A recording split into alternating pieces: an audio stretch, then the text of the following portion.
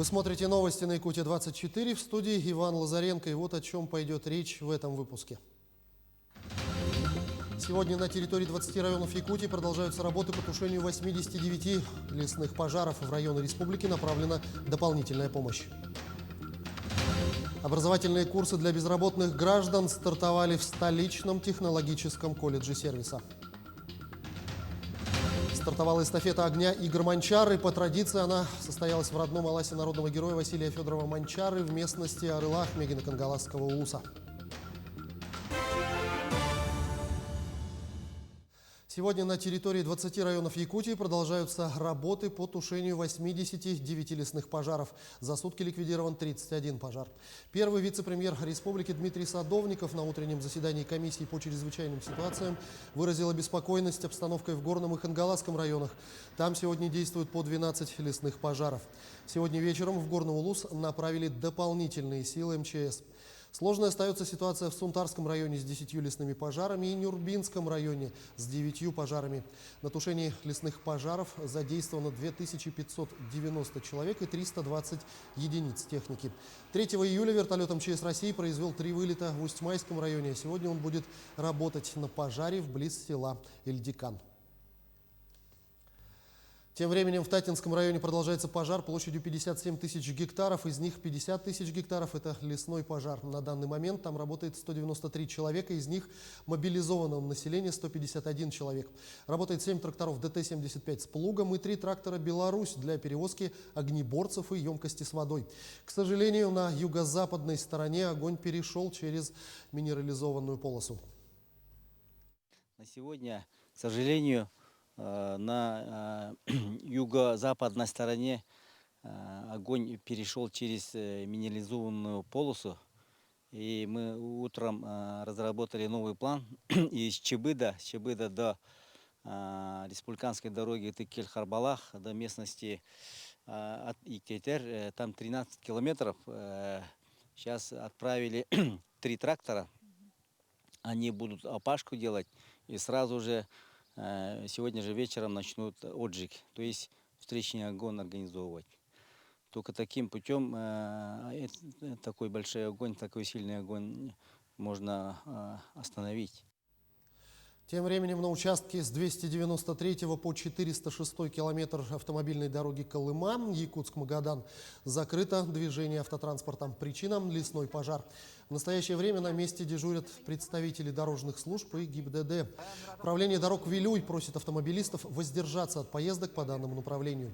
При возникновении внештатной ситуации на трассе необходимо обратиться по круглосуточному телефону диспетчерской службы 44 10 78, код города 41 12 и 8 924 593 80 28. А в Горном Улусе лесной пожар действует в 1,5 километрах от Октябрьского наслега. На его тушении работают 70 человек. Задействовали 10 единиц техники. В Горном Улусе объявлен чрезвычайный режим по пожарам. Особенно сложная обстановка отмечается в Октябрьском. Пожар был локализован, но, несмотря на это, очаг приблизился к селу. Работы по тушению 12 лесных пожаров в Горном районе ведут 344 человека и 55 единиц техники. За прошедшие сутки в районе ликвидировали 1 пожар на площади 125 гектаров. С завтрашнего дня на территории Горного района будет работать самолет Ан-26 «Циклон» для искусственного вызывания осадков. Кроме того, в Усть-Алданском районе тушат 1 лесной пожар около села Бярие. Возгорание возникло из-за сухих гроз. Его тушением занимаются 99 человек. Задействовали 17 единиц техники. Отмечается, что лесные пожары не представляют угрозы населенным пунктам и объектам экономики.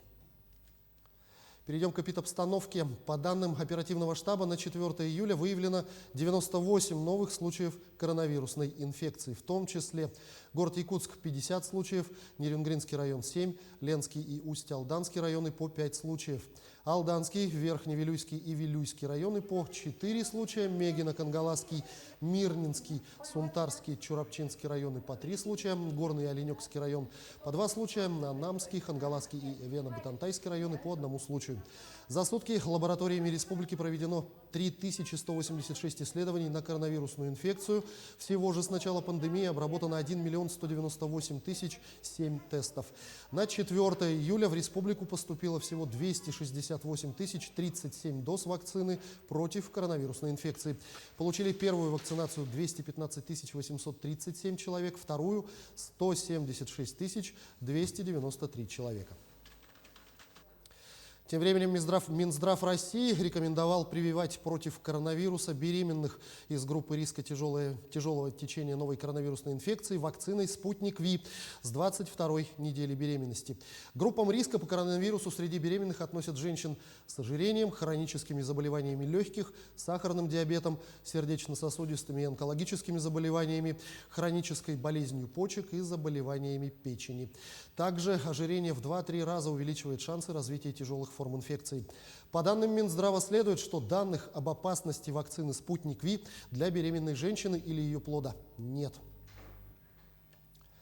В Якутске планируют создать научно-образовательный центр «Север». Он объединит исследовательские и образовательные ресурсы Якутского образовательного центра, научных институтов, Академии наук Якутии, Северо-Восточного федерального университета. Одно из основных направлений деятельности нового центра – внедрение энергии из ресурсов, которые являются возобновляемыми или неисчерпаемыми. Переход на возобновляемые источники энергии сделает электроэнергию более доступной и решит проблему с загрязнением окружающей среды. Все подробности у Марианны Борисовой. Это одна из ветровых электростанций в Миннесоте, самом северном штате США. Холода тут могут опускаться до минус 30 градусов. Такое поле из ветряков полностью обеспечивает небольшое поселение в несколько тысяч человек. И суровые условия не помеха для работы установок. Эксперты все активнее советуют применять подобные технологии и на русском севере.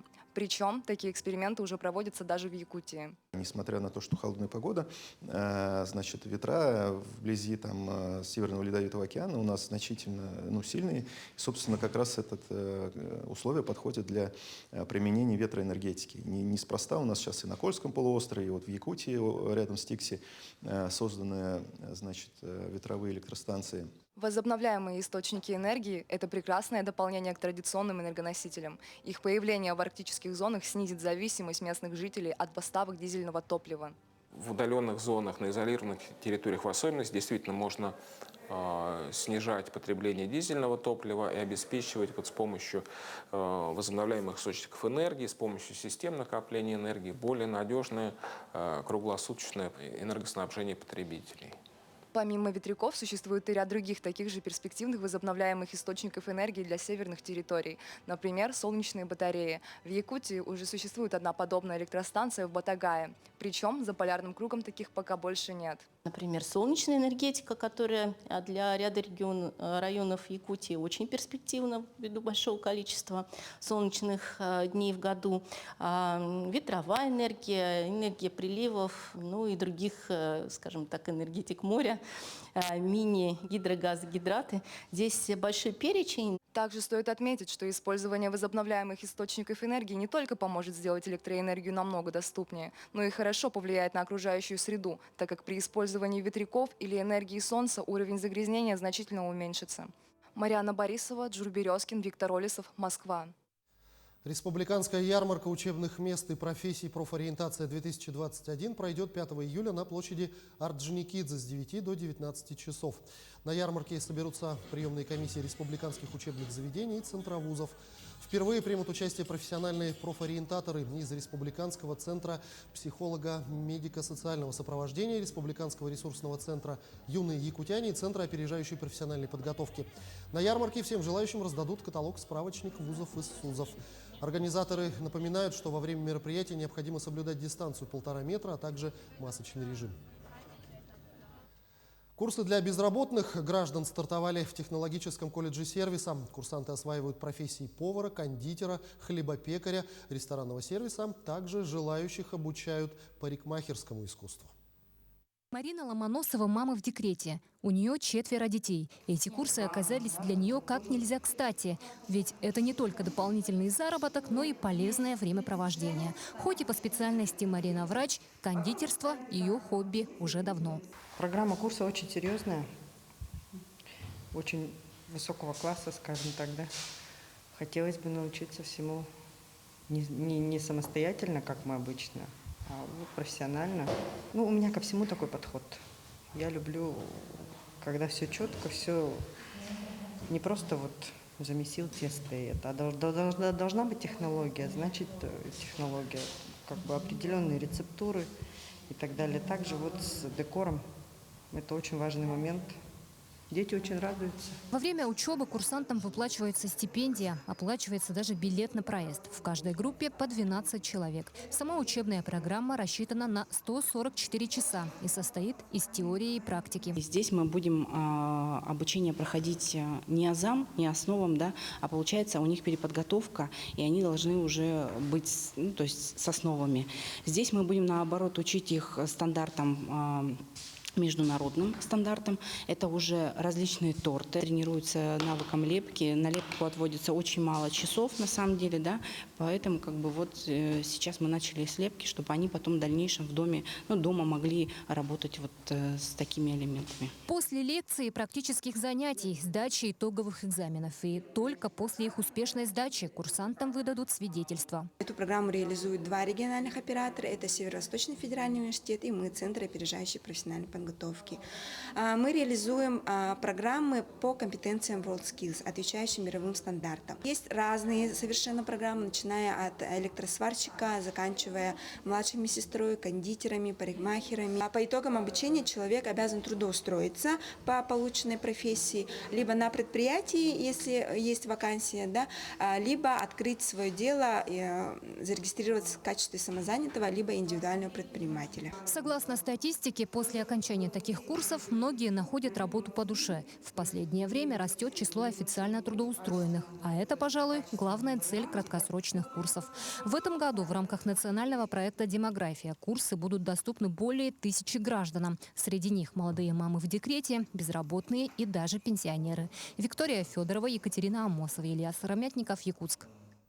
И к спортивным новостям. В местности Арылах Мегино-Кангаласского улуса, где родился и вырос Василий Манчары, сегодня, 4 июля, зажгли факел эстафеты огня 21-й спартакиады по национальным видам спорта «Игры Манчары».